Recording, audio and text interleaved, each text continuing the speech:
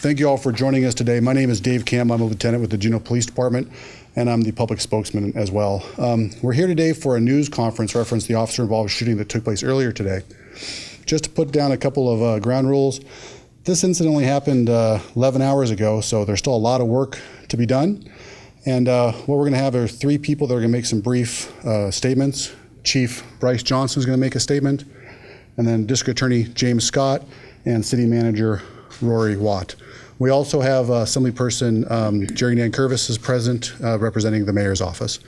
After the statements by the three people, there is going to be a brief question and answer period. Since this is an active emerging event, we are going to have to limit questions to 10 minutes. And at the end of the time, I'll be able to wrap it up for you guys. But for now, 10 minutes is what we're looking at as far as the availability goes. So with that, I'm going to turn it over to Chief Johnson for some statements. Chief Johnson. Thank you. So earlier this morning, a very tragic situation unfolded where a JPD officer felt like he had no other option but to shoot a man. The man who was shot has been medevaced to Seattle and is expected to survive.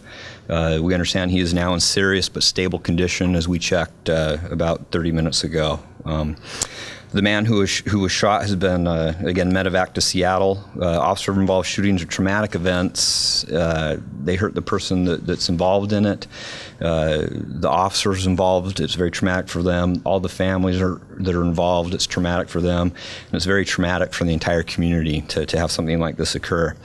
The Juneau Police Department follows best practices when we're investigating use of forces, and especially including officer-involved shootings.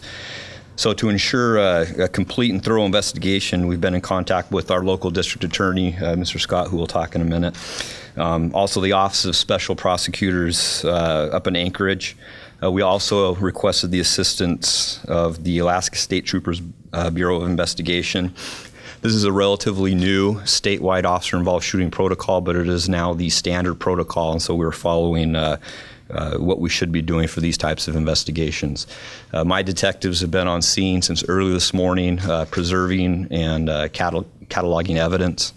The investigators from the Alaska Bureau of Investigations will be in town shortly, and they will have full and complete access to all of the evidence in the scene and will conduct their investigation. Mr. Scott and his office will have full and complete access to the entire scene and will be able to conduct their own review. Our goal is to conduct a very thorough, very professional, very transparent investigation so that we can give very clear answers for what occurred and why what occurred happened. The two officers that were involved in the incident have both been placed on administrative leave. Again, this is per standard protocol. The name of the officer will not be released until at least Monday. What we're asking for is we're asking the public and media to give the investigators time to complete this thorough investigation. Any conjecture or jumping to conclusions is not productive. And I'd just like to say a couple of things. We have one of the best fire departments around. I just wanted to thank Capital City Fire and Rescue for getting there so quickly and rendering aid, and so that the suspect in this case is expected to survive. And then also all the tremendous help from our partner state agencies, the troopers, the Alaska Bureau of Investigations, Mr. Scott. We appreciate everything they're doing and how they're helping. Again, these are just some of the most tragic events. They're tragic to all involved, and we're committed to conducting a complete and thorough investigation, and we will give more information about the incident in a timely manner as it unfolds. I'd now like to turn the time over to our district attorney, Mr. Scott. Thank you, Chief. My hope is just to expand a little bit on what the chief said about the role of the Office of Special Prosecutions in this investigation. The Office of Special Prosecutions is an organ of the Criminal Division of the Department of Law, and they have, as the chief indicated, in the last year or so, instituted a best practices method of investigating officer-involved shootings. Unfortunately, it's a practice that the Office of Special Prosecutions has had an opportunity to develop with regard to officer-involved shootings in Fairbanks and Anchorage. And they, with the help of the Alaska Bureau of Investigations, will be conducting the investigation from the Department of Law side. I'd also like to join the chief in asking for your cooperation in giving us some time to allow this thing to unfold by the numbers as it should. Thank you very much.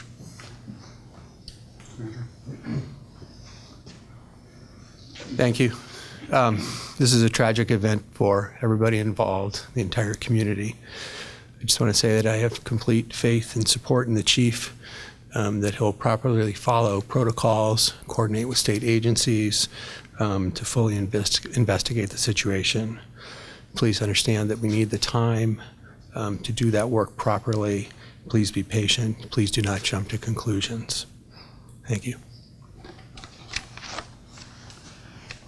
Okay, the statements are done. So at this point in time, I'd like to turn it over to the reporters in the room for questions, and we do need to limit the questionings to 10 minutes. And if you do have a question, please raise your hand, address it to the person you're asking for, and please let us know who you are and which news agencies you're representing. Sir. James Brooks from the Juneau Empire. Chief, will you identify the person who was shot, please? We haven't made any charges or brought any charges yet against the person that was injured in this event, and so until that occurs, we will not release that name. Mm-hmm. And were there any weapons at the scene, or was this person armed? As of right now, we're unaware of any weapons at the scene. What I do know that occurred was that there was the pursuit, not a pursuit earlier in the night. It was the vehicle failed to stop for the officers. Sometime later, there was some type of single vehicle accident. The officers responded to the scene where the single vehicle accident occurred. The officers made contact with the vehicle, with the suspect still in the vehicle. The suspect was known to the officer that was arriving. It was someone that they had interacted with before. We also know that there was a officer safety warning that the person had made threats in the past to harm police officers. I know that all occurred. What we'll have to figure out in the investigation is what occurred after that. That the officer felt like he had no other option but to shoot him. And so that's what we will be doing during the investigation, to find out what was in fact in the vehicle, what was displayed, what happened. We have no weapons at this time. Was the person behind the wheel? I do not know the answer to that. Was the vehicle movable? Could it have been a threat to the officers in that way? The vehicle was in the ditch. Okay. Quentin Chandler with KTOO. Chief, how many shots were fired? I do not know. There were not a whole bunch. I don't want to speculate whether it was one or two, but it was a small number. Earlier in the night, why wasn't the vehicle pursued when officers first spotted it and tried to get the driver to stop? Vehicle pursuits are incredibly dangerous. People die all the time in vehicle pursuits, including the person in the vehicle, innocent third parties, and police officers. Vehicle pursuits are probably the most dangerous thing a police officer will do in the course of their career. And so we are unwilling to put the public at risk of death unless there's a significant crime that has occurred. When we attempted to stop the car, there was no indication of any significant crime, and so we're not going to chase someone over just a failure to yield. And so we do not chase in those instances. That is by policy. All right. And then are there any records of the incident, dash cam, body cam, audio recordings? We do not have the body cameras in place now, so there are no body camera recordings. The vehicles that were at the scene are equipped with dash cam videos. We have secured them. We do not know what they were able to capture yet at this point. That's to be part of what we try to investigate. And the officers do carry digital recorders, and that will also be part of the investigation. And when will there be an announcement, do you think, on the decision about the use of force? I can't answer that. It really depends on where the investigation goes, how much time investigators need to piece everything together. It won't be tomorrow. It won't be the next day. I would think it would at least be several weeks before we would have a complete picture.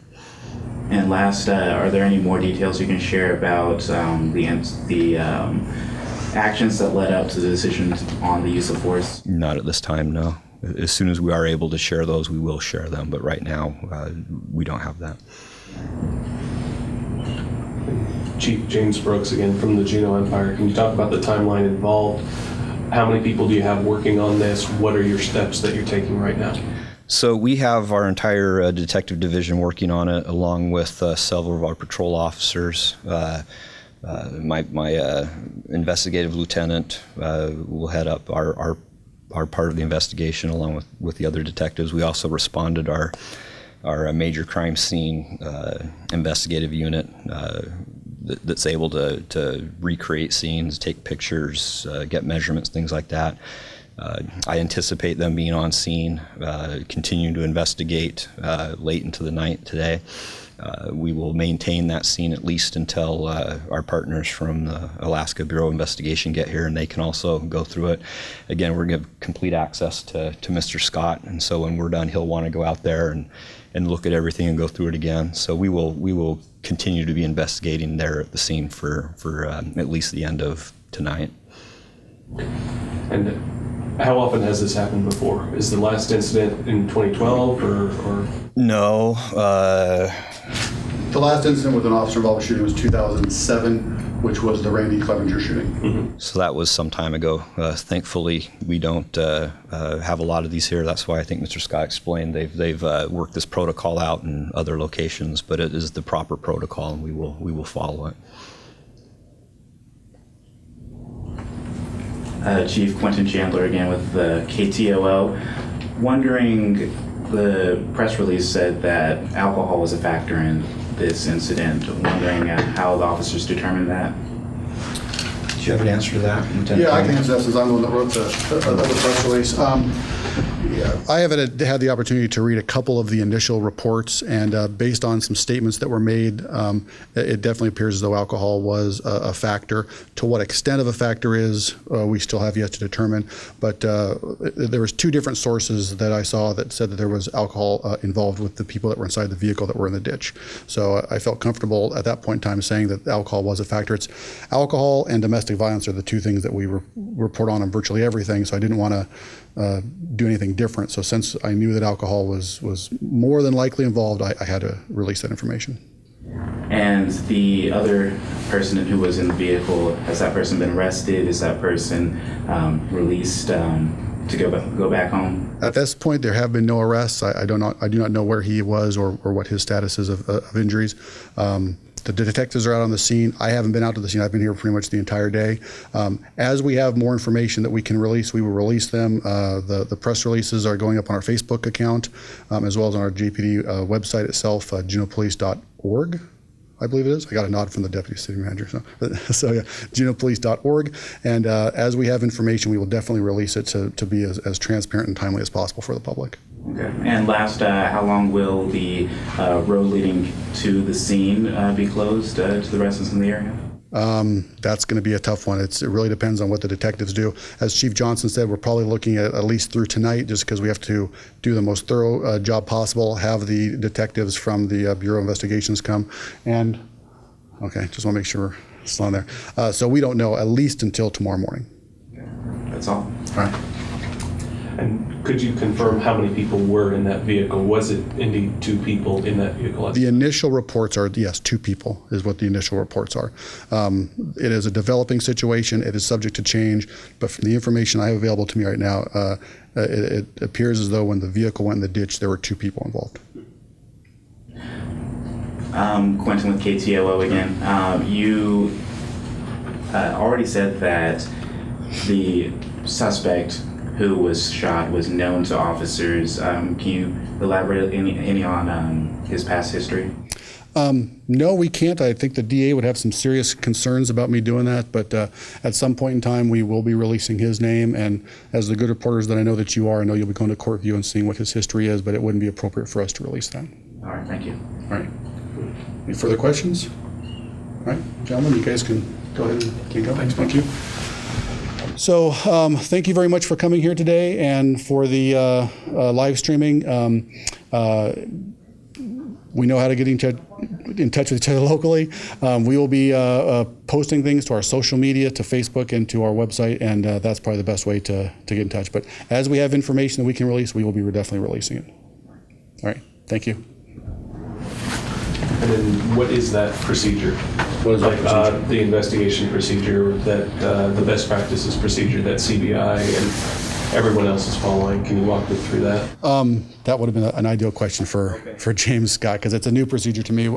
I was the lead investigator on the one that happened in 2007. We did not use that procedure, so It wasn't in place until like a year ago. correct. But typically speaking, the investigation into any officer involved shooting takes 2 courses. The first course is a criminal investigation to see what criminal charges may involve. All right, and then after that, the criminal investigation side, and that's just to be as thorough as possible. All right, we're not saying there's any guilt on any of the officers. It's just best practice as far as being thorough.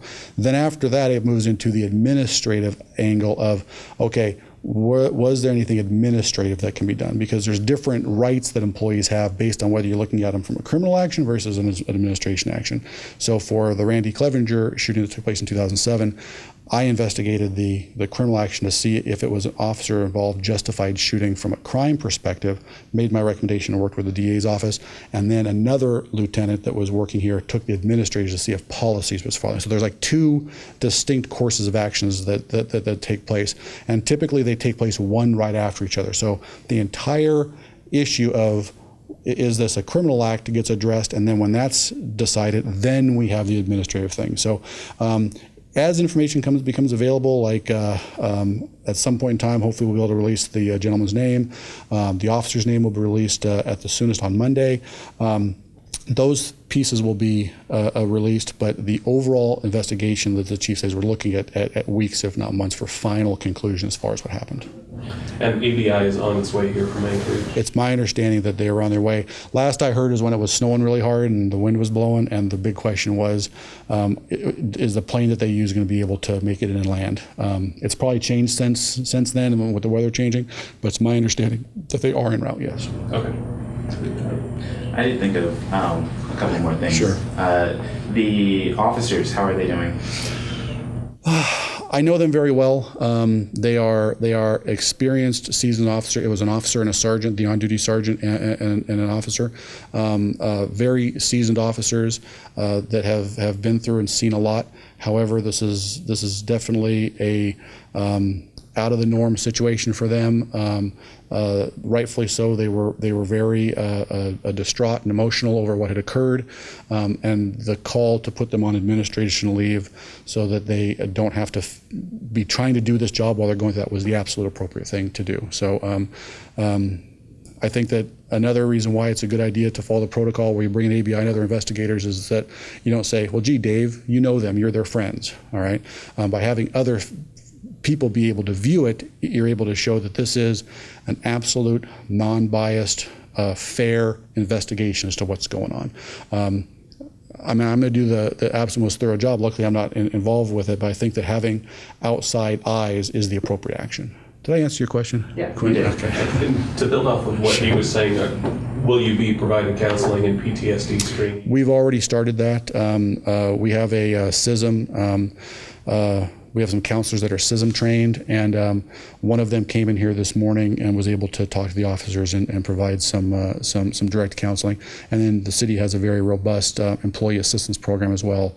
And then the other CISM counselor who we work with regularly is out of town, and she messaged me on Facebook and said, hey, if you need anything, I'm a phone call away. So it's definitely something that is also considered best practices. It wasn't standard procedure 10, 15 years ago, and now it is. And I think it's all for the health of the officers involved. I have one last thing. Sure. Did the individuals involved in the accident and also the shooting, did they make any contact with the residents in the neighborhood at all? That I don't know. I don't know to what extent. It's my understanding that the driver who was ultimately shot, I don't think he ever made contact with anybody. I'm not sure about the passenger that was in the car. Thank you. All right. Thank you.